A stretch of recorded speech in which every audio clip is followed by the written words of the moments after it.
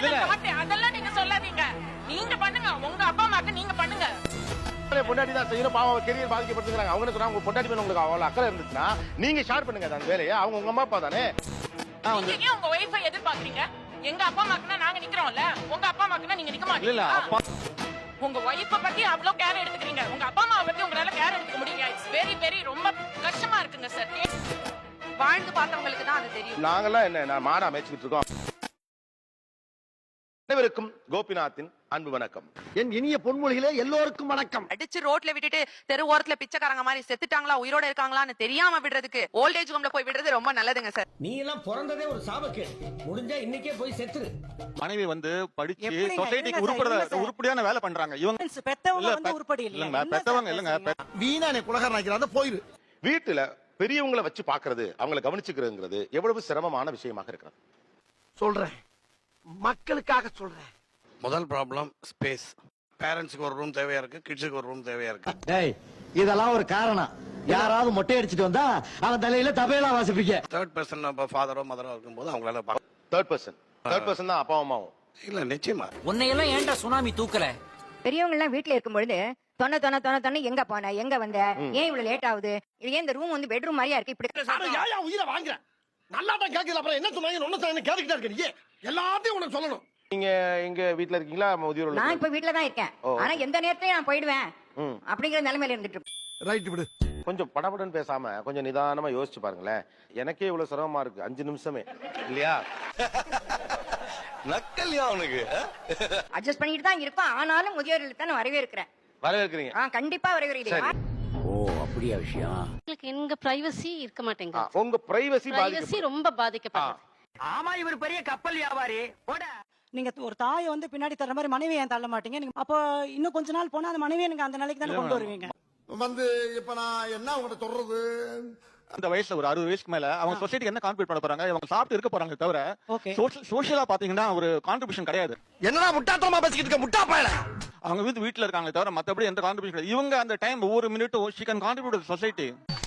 ஏன்னா மூக்கு புடப்பா இருந்தா சில நேரத்துல இப்படி எல்லாம் யோசிக்க தோணும் கொஞ்சம்.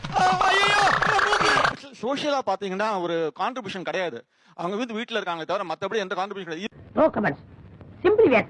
அதே கேர அவங்க அப்பா அம்மா மேல காட்டுற இவர் கேரியரை காம்ப்ரமைஸ் பண்ணிக்கலாம் இல்லையா? காம்ப்ரமைஸ் பண்ணிக்கிட்டு அவங்க வைஃபையும் அப்பா அம்மாவையும் பாத்துக்கலாம் இல்லையா? நான் நினைச்சா பண்ணலாம், ஆனா பண்ண மாட்டேன். 30 வருஷம் பார்த்து உங்க அப்பா அம்மாக்காக உங்களுக்கு வந்து திங்க் பண்ண முடியல. நடுவுல வந்து வைஃப் திங்க் பண்ற அளவு உங்களுக்கு அப்பா அம்மாக்கு திங்க் பண்ண முடியலையா? நீ கேட்ட ஒவ்வொரு கேள்வி என்ன செருப்பால் அடிச்ச மாதிரி இருக்குடா. ஆனா வந்து நீங்க உங்க வைஃபை எதிர்பார்க்கறீங்க. எங்க அப்பா அம்மாக்குனா நாங்க நிக்கிறோம்ல, உங்க அப்பா அம்மாக்குனா நீங்க நிக்க மாட்டீங்களா?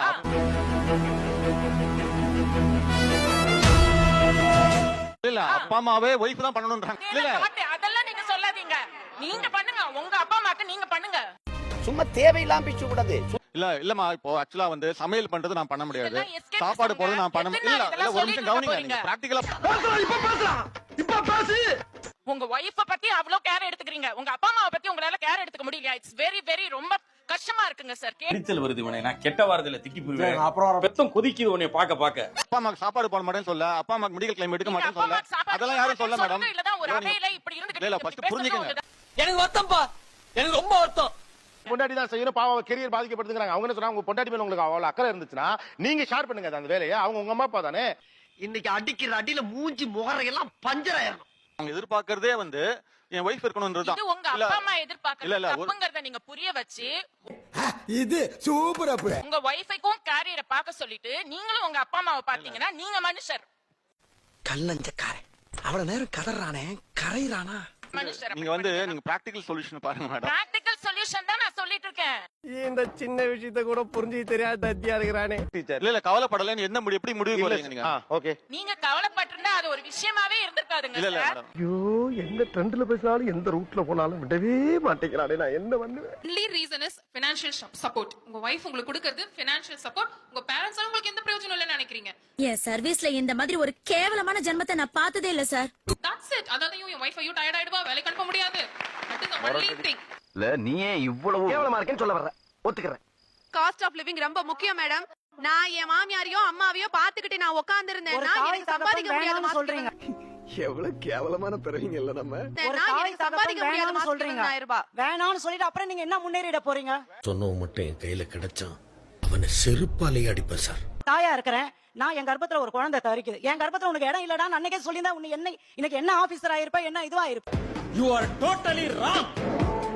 தாய் தகப்பனை ஒதுக்கின பிறகு அப்புறம் என்னங்க ஃபியூச்சர்? பெத்துக்கிட்டீங்க இல்லன்னு சொல்லல, எதுக்காக பெத்துக்கிட்டீங்க? மனசார சொல்றேன்டா, சத்தியமா நீ எல்லாம் உருப்பட மாட்ட. பிரைவசி தான் சார் போகுது. என்ன காரணம் அப்படின்னா, என்னோட ஹஸ்பண்ட் வேலைக்கு போயிட்டு 3 நாள் கழிச்சு வந்தாருன்னா வரும்போதே வயிற்று தடவிட்டு ஒரு பசிக்குது, பிகாஸ் லாங் டிராவல். வந்த உடனே சம்பந்தமே இல்லாம அந்த மனுஷன் லுங்கி மாத்தும் போது அவங்களோட நாத்தனாரோட பையன் இருந்தாங்களே, அவங்க எங்க கல்யாணம் பண்ணாங்க? இதெல்லாம் நமக்கு அத்தியாவசியம் இல்லாத ஒரு விஷயம்.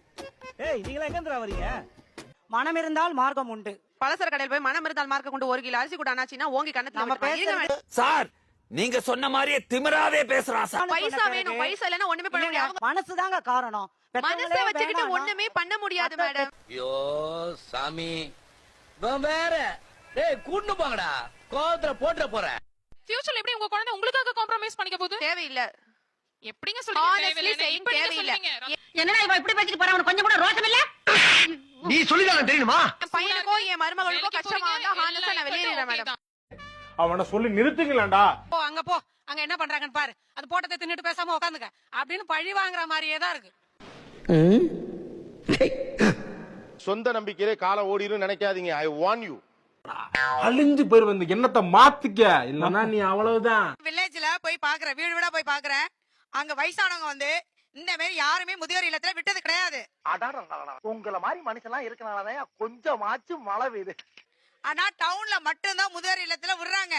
ஒத்துக்கிட மனசு இல்லனாலும் அதான் நேசம். நம்மளால மட்டும்தான் நம்ம பேரண்ட்ஸ் நல்லா பாத்துக்க முடியும். அதே மாதிரி அவங்களுக்கு என்ன விஷயம் பிடிக்கும், எது சந்தோஷங்கிறது நமக்கு தான் தெரியும். ரொம்ப கரெக்டா சொன்னப்பா, இது முதல்ல சொல்லிட கூடாது. இப்ப இதே மாதிரி அவர்கள் திடீர்னு நடக்க முடியல, போக முடியல, படுத்த படுக்கை ஆயிட்டாங்கன்னா உங்களுடைய ஒர்க் எல்லாம் பாதிக்கப்படும். அப்ப நீங்க என்ன பண்ணுவீங்க? ஓ நீ அப்படி வரியா? எனக்கு வச்சு பாத்துப்பீங்க. நான் பாத்துக்கணும்னு நினைச்சேன்னா எனக்கு 1000 வழி வந்துரும்.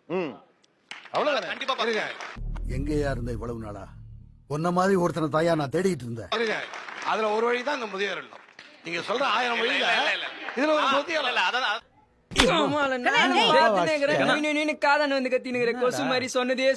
அம்மா அப்பாவை என்னோட வச்சுதான் பாத்துக்க நான் முடிவு பண்ணிட்டா, அதுக்கு வழி கண்டுபிடிக்கிறது எனக்கு தெரியும். அதுக்கு சூழலை மாத்திப்பேன். நான் உங்ககிட்ட கொண்டாந்து அவர் கேக்குறாரு. உனக்கு பர பாயிண்ட் மேல பாயிண்ட் கிடைக்குது. ஆமாண்டா. தமிழ்நாட்டுல உங்க எண்ணிக்கை ரொம்ப கம்மி, அதை நீங்க புரிஞ்சுக்கங்க. இது எக்ஸ்ட்ரீம் கேஸ்லாம் கிடையாது. முதியோர் இல்லத்தில் கொண்டு போய் விடுகிறவர்கள் ரொம்ப குறைவு தான் தமிழ்நாட்டுல. அதாவது வாய்க்கு வந்தபடி எல்லாம் பேசப்படாது. எதா இருந்தாலும் நியாயமா பேசணுமா இல்லையா? ஒரு முதியோரை படுத்து விட்டான்னா அவங்களுக்கு வந்து டயப்பர் சேஞ்ச் பண்ணணும், யூரின் பாஸ் பண்ணுவாங்க, யூரின் டியூப் மாத்தணும். இதெல்லாம் முடியாது. இதெல்லாம் பிராக்டிகலா அவங்களால முடியாது. ஏ மண்டையா, இனிமே நீ இங்க பேசுன ஒரே அப்புல உன்னை மக்காஜி பண்ணிடுவேன். இல்ல அவர் என்ன சொல்றாருன்னா, ரொம்ப படுத்த படுக்கையா இருந்தாங்க, அந்த டைப்பர் சேஞ்ச் பண்றதுல இருந்து எல்லாம் கஷ்டம். அதெல்லாம் எப்படி பண்ணுவீங்க? அத நானே பண்ணிடுறேன். பாத்துக்க முடியாது. ஒரு கடத்துக்கு மேல போனா என்ன பண்ணுவா? நீ டைப்பர் மாத்தி முடியா? எல்லா எக்ஸ்ட்ரீமுக்கு போறீங்க. கேட்டா அவரே சொல்றாரு, ஆமா என் அம்மாக்கே நான் டைப்பர் மாத்தி தான் விடுறேங்கிற. இவன மாதிரி வீட்டுக்கு ஒரு பிள்ளை இல்ல, ஊருக்கு ஒரு பிள்ளை இருந்தாவே மழை கொட்டோ கொட்டி ஊர் செழிச்சு போகும்டா. 3 பெட்ரூம் பிளாட் நல்லா பாத்துக்கிற மாட்டு பொண்ணு அப்புறம் பாத்துக்கிறாங்க. அப்படி இருக்கப்ப ஏன் அவங்க ஒரு ஓல்டேஜ் ஹோமுக்கு போகணும்னு நினைக்கிறாங்க? சாம்பார் அப்ப எனக்கு தெரியல சார், எனக்கு இந்த கேள்விக்கு பதில் ஐ டோன்ட் அண்டர்ஸ்டாண்ட் திஸ். இதுக்கு பதில் தெரியாம உங்களுக்கு இருக்குமாங்கிறது எனக்கு தெரியல.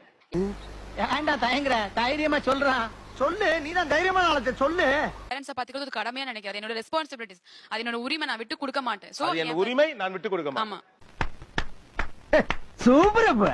ஐ am running for my bread அப்படினீங்க. ஓகே, மனுஷன் உணவுக்காக மட்டுமா வாழ்றான் அந்த உலகத்துல? சனியனுக்கு தந்தி அடிச்சிட்ட, இனி உன்னை ஆண்டவனால கூட காப்பாற்ற முடியாது. மானத்துக்காக வாழலையா? வாழ்றான். மரியாதைக்காக வாழலையா? வாழ்றான். இமோஷனுக்காக வாழலையா?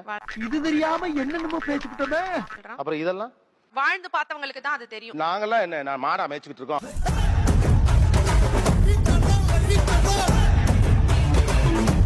வாழ்ந்து தான் பாக்குறோம். ஒரு உயிரை பணம் பிடிச்சு நிறுத்தாது, மருந்து கூட பிடிச்சு நிறுத்தாது, இமோஷன் பிடிச்சு நிறுத்தும். போய் பாருங்க. நல்லா இருப்படா போடா. தொண்டைக்கு வாய்க்கு இழுத்துக்கிட்டு இருக்கு, மூத்த மகன் வந்து பால் ஊத்தினாதான் அந்த உசுறு போகுமாங்க. இமோஷன் தான் ஒரு மனுஷனை உயிர் வாழ வைக்குது, தெரியுமா? நோட் பண்ணுங்கப்பா, பின்றாம்பா. ஒரு அம்மா 4 புள்ள 5 புள்ள இருக்கு, நான் உயிரை கையில பிடிச்சு காப்பாத்தி அந்த 5 பிள்ளைல கரை சேர்த்து தான் சாவுறா. காசு பணம் இல்லாதவனே கஷ்டத்தை தாங்கிட்டு பெரியவங்களை வச்சு பாத்துக்கிறப்ப, காசு பணம் இருக்கிற நீங்க வச்சு பாத்துக்கிட்டா என்னங்கிறது ஒரு சாமானியருடைய கேள்வி. பணம் இருக்கும் மனிதரிடம் குணம் இருப்பதில்லை, குணம் இருக்கும் மனிதரிடம் பணம் இருப்பதில்லை. மறக்காம சர்ப்ரைஸ் பண்ணுங்க. தேங்க்யூ.